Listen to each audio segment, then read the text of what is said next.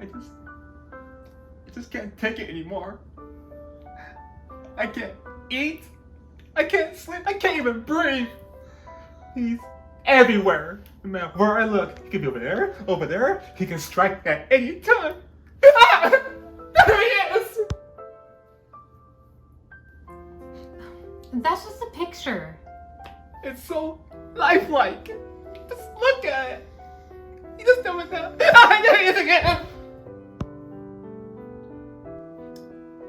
That's just Jax. Is it? Look at those eyes. Those cold, death staring eyes. It pierces into my soul like he does. I swear, it's like PTSD. It can happen. It can strike at any time, anywhere. Damian, I think you're just over-exaggerating a little. I mean, sure, Jan can be annoying. I mean, really annoying. But he only does this once a month. Why don't you just go with the flow and then be at peace the rest of the time? Be at peace? Be at peace? There is no peace, Melinda! There is no peace! Okay, well, so you'd rather live like this then? No. I know what I must do. I have to kill him.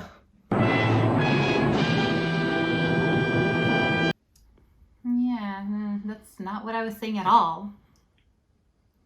Yeah, I can't do that. You're right. You know what? I'll just go with the flow. I'll handle it. I'll just do what I can. Find my zen and just do his stupid show. For the best. All right. Gotta pump myself up. Here we go. Gotta pump myself up. Yeah, I can't wait to blow everyone away. Ugh, you're gonna blow everyone? Ah! Dang, Damian, you're real jumpy lately. What the hell's wrong with you? Oh, nothing. Just getting myself psyched up for your new episode today. Yeah. Dude, you serious? Yeah. So you finally decided to be part of something great, huh, Damian? Yeah, you know it. Alright. Yeah, I'm down with it. That's actually pretty cool. Yeah. I knew you'd come around eventually, Damian. Alright, check it. We're gonna be doing Schindler's List today, okay? Ooh. So, I'm gonna get everything ready right now. I'm actually getting everything set up. So, just, do your best, Damian. I got a great role for you this time. So, Oh, yeah. oh man, I'm really pumped. I can't wait. Yeah, Yeah. See, now wasn't that just fine? Kill me, please. Damian. Fine. I will go and get ready. Since it's Schindler's List, it's probably be something silly or goofy or whatever. I'm gonna go change. I'm just gonna brush right through it. I'm gonna have a happy-go-lucky day. A few moments later. Okay, so for this part right here, I was thinking of going over the antagonist and whether we actually thought he was good or whether we thought he was over the top, silly, that sort of stuff. And after that, we could probably move on to... Jan, I'm ready. Okay, Damian, I'll be right with you and just...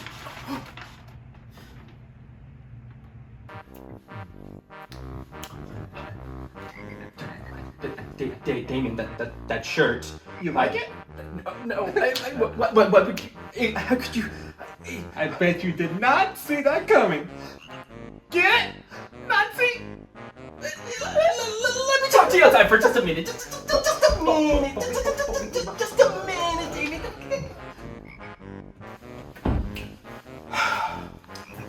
Damian. Damian. What we're filming today is on a very serious topic. One that affected millions of lives. And this shirt, this comedy that you're making about it, is quite frankly incredibly offensive. but Jan, we do comedy. We joke There's around. a time and place for it, Damian. This is neither the time nor the place. And I'm sorry, Damian, but I can't be associated with this, so I think it's best that maybe you don't be a part of the show anymore. You're joking, right?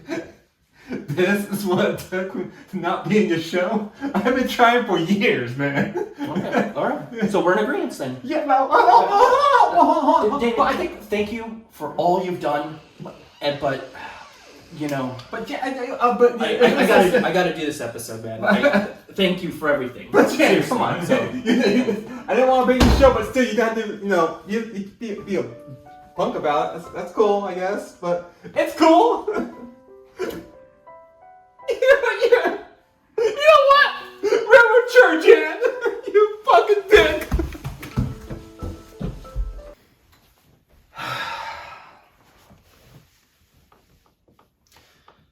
I hated doing that to him, but you know we can't be associated with that at all. Yeah, especially in today's culture. Exactly. Greetings, ladies and gentlemen of the internet, and welcome to the newest episode of the Oscar Goes To. I'm Jan-Michael. And I'm Melinda. And today's Oscar goes to Schindler's List.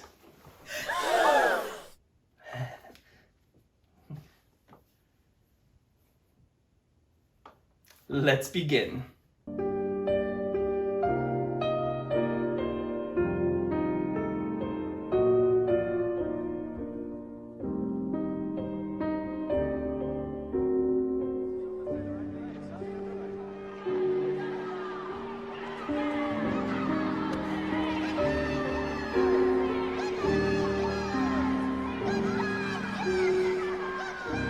Okay, Melinda, Schindler's List.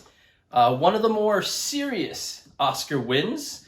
A lot of people consider this to be Steven Spielberg's best film. So, of course, we gotta turn to you first and ask you, what did you think of Schindler's List? Okay, so this was my first time watching this movie ever. I had never watched it growing up. And I had mixed feelings about watching it. It is an important subject, first and foremost. A lot of the things that they showed in that movie were important for people to know happened. Now, whether they happened to the extent that they actually did or if it was more horrific, I don't know, but it is important that people understand what happened. And I think for the most part, they did a good job with it because I pretty much didn't want to be watching any of that movie. I have a hard time with things of that nature. So I think they did a good job, but I did have some trouble following the story for some reason. I don't know if it was a personal preference, but I while watching it, I kind of got lost in transitions from the beginning to the growth of the character at points. I kind of got confused in the early on, and it might have been all the dialogue, and maybe I stopped paying attention at some point, but from him going from a man who was starting a factory to suddenly caring about these people, the transition didn't seem so fluid to me, and I got lost. I thought he was intending to help the people because I didn't understand why he was talking to the Jews and the Germans the way he was in the beginning, and then treating the Jews kind of like he was kind to them, but not really. So, I don't know, the whole movie kind of had a flow like that for me, and I got lost a couple of times where you even had to kind of get me back on track. So, it just took a little bit unusual. Yeah, I know exactly what you're talking about. I do think, especially if this is your first time watching the movie, those opening 45 to an hour can be a little bit confusing in what's happening and what's occurring. But before I jump into that, I do also want to agree with you and say that this is a very important movie. I think it's very important that people study this, that it exists, and people understand what occurred during this time frame and the tragedy of everything. So yes, very important film. But yes, you're right. I think they try to keep it a little bit vague in the beginning to show this character and what is it that he's trying to do. But like you, I think a little bit of the transition is lost. Like I feel like there's a scene missing where he goes, as you said, from this guy who's trying to build this factory, and he's maybe trying to help out the Jews, but it's not really known if he is or not. Like there's times where he kind of says some rude and mean things to them, but then we'll kind of like turn around and do something nice. So you could tell he's kind of of two minds about it, but I think it could have been portrayed just a little bit better to make it easier for the audiences who are especially are not film junkies to really understand what's occurring. So I feel there is that missing scene from him transitioning to, no, this is just a business practice, to him really caring about these people and wanting to help them. As the movie progresses, you do get that. You understand why he cares so much. But yeah, that opening hour, you're kind of like, what is he doing? What's his purpose in all this? Why is he doing what he's doing? Yeah, so aside from like the opening parts, I thought a lot of the characters were really endearing. A lot of the ones that they followed, there were a couple of people, some children that ended up dying. A housekeeper who you had to follow her journey through the Holocaust, along with a couple of other people. They were the type of people that made you feel for what was happening, that really humanized what the events were, as opposed to just hearing about thousands of people that you really don't have any idea who they are. That I think was done well. The one thing that I can say about, I guess he's the bad guy of the movie, was the gentleman who was in charge of one of the camps. He didn't seem like he was a real person per se. He seemed to be a villain. I don't know if that's who he was in actual life. He just fit the villain build. Like he didn't have very much going on other than he like hurting people, like killing people. And I don't know that much about this particular person, but he just kind of seemed movie oriented. Yes, I also completely agree with you on that one. Again, it just feels that there's a scene missing why this character is as he is. And from my research, from what I understand, he is based on a real person. And the real person was also said to be even worse than this. But you're right. In looking at it in movie form, he does look like some sort of just bad guy made for the film. So it's just like, why did he want to kill people? Why did he think he was superior? I wanted just a little more depth into it, or more of a dive into that character and why he is how he is. And again, I think you're just missing that one scene that really gives us that information. But apart from those little things right there, I think the rest of the movie is fantastic. Like you said, a lot of the side characters are very fascinating, and you really are interested to seeing their journey, whether they make it out of this situation. And like you said, sometimes they don't, and it's tragic. And I think one of the best things that this movie portrays, and it's a very horrific thing, is the way people are killed, the how their body reacts after being shot.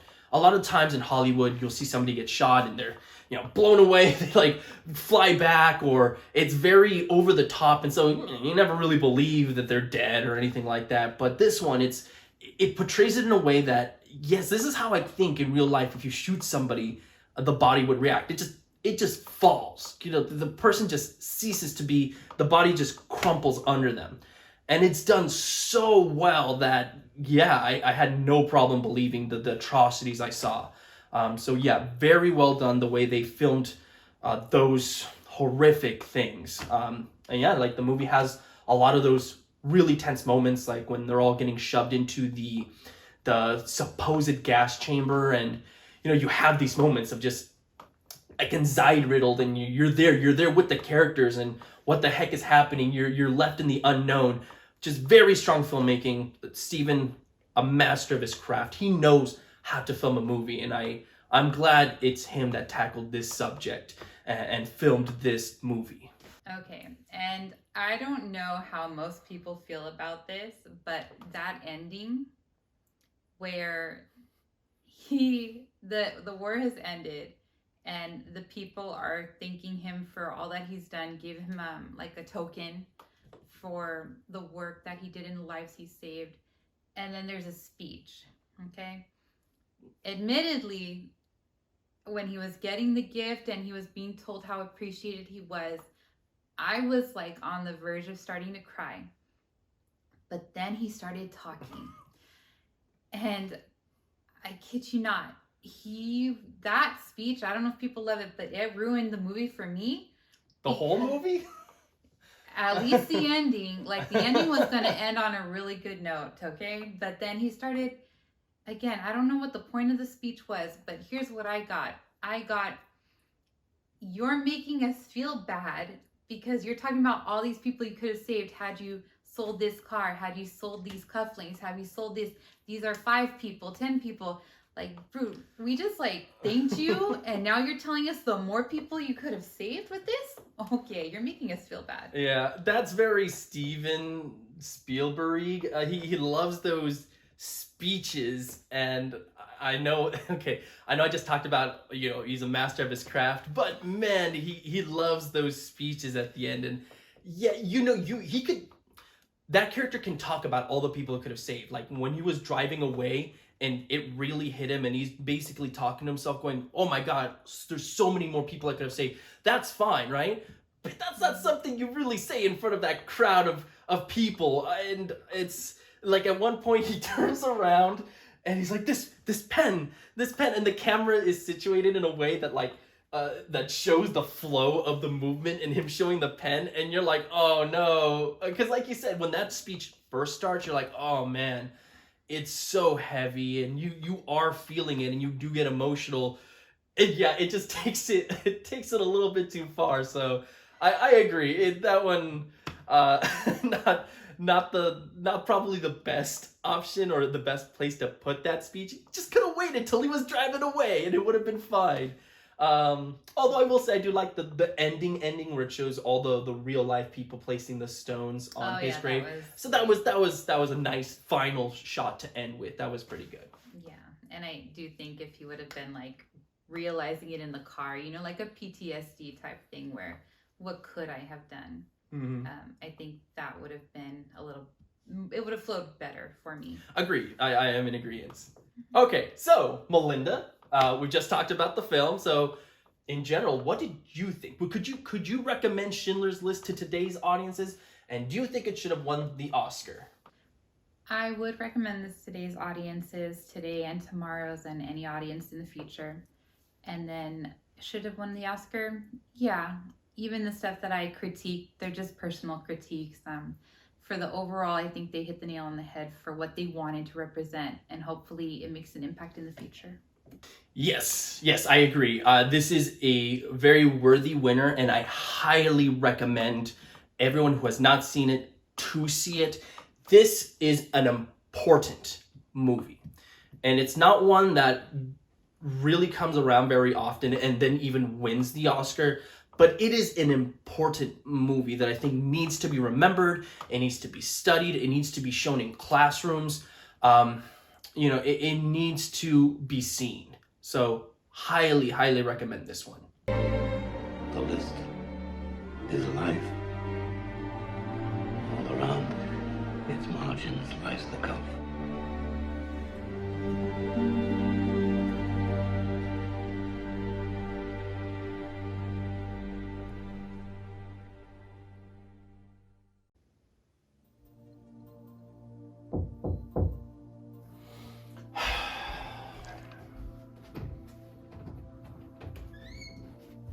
Hey, Jan, can I come in for a second?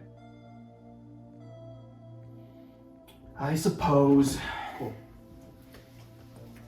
So, I came here to apologize for my behavior, just the whole shirt and everything. I meant no disrespect towards all of that. I didn't know that you wanted to do a serious episode, because you know you usually mess around. And this small thing, I'm sorry, and it won't happen again. I appreciate that, and Apology accepted, Damian. Cool. I do want to show you something. It's actually pretty good. So I know you're done with all this episode and whatnot, but I have an idea for next episode. Really? Yeah. I was thinking we should do that movie Dances with Wolves. Oh yeah. Yeah. The whole talk about how the Indian stuff and all that stuff. Talk about the facts and all the drama and just get deep into it. I mean, I even had this good skit for it too. It's awesome, man. I did so much research on it, like so much. And I was thinking, for a twist, I can have I sit in the chair next to you this time, Yeah, and just like do those little quips, back and forth, talk about it. Yeah. Yeah. So what do you think? Wow, Damian, I gotta say, I'm impressed. Yeah, I know, it's pretty awesome, huh? I'm impressed by how much of a fucking nerd you are! Holy shit, Melinda, can you believe this? Look at all this research he's done! Oh, 6 pages? Holy crap, Damian. Oh my god, I did not think you were gonna take it this far. I cannot believe you actually bought all of that.